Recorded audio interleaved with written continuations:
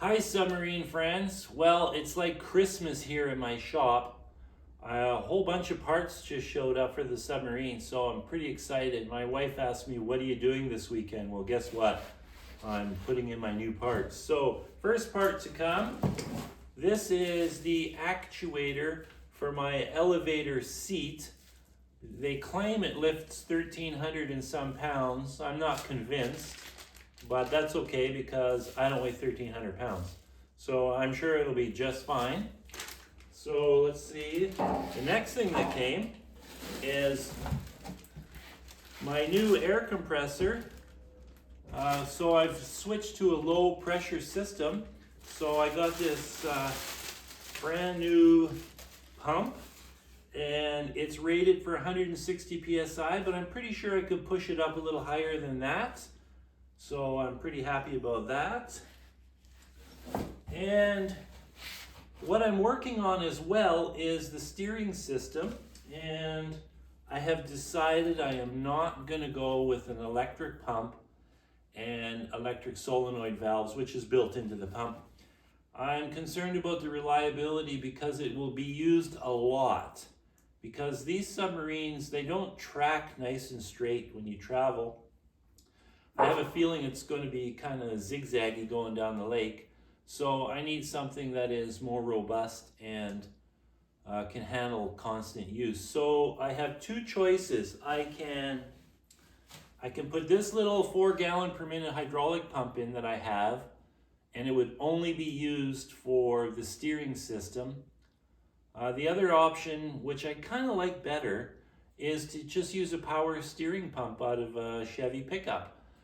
They develop between 1,000 and 1,500 psi. They're not a high flow, which is good because I don't want a high flow. I want it to be slow. So that I'm going to decide this weekend. The other thing, this is the valve. So I have all this stuff already from previous projects. So this valve will operate the steering system. It can also operate a second something. I don't know what.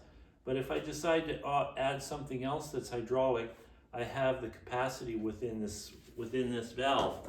So the way I can activate this valve for the steering, I have two choices. I can use something like this that I just removed from my free boat. So I could steer by doing this, which I'm okay with.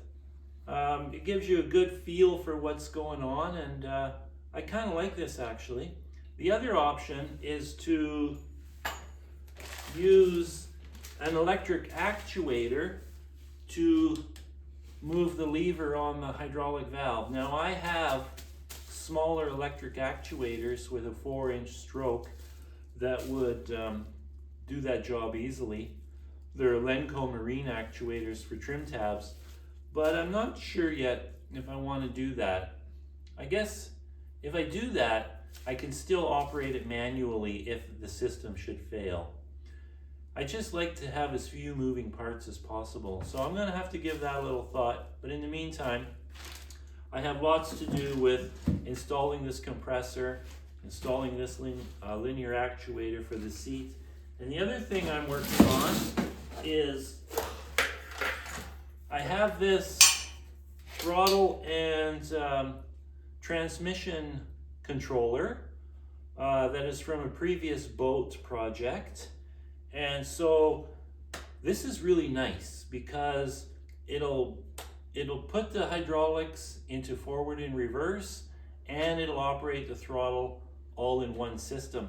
And it's got cables these are actually quite short cables, which is nice because usually boats have quite a long steering, like the seat is so far away from the back. So this is nice and short, which is really lucky. So it's actually the perfect size. So this is what I'm installing tomorrow morning because I cut out the plates already and they're ready to be drilled, threaded, and welded into the hull.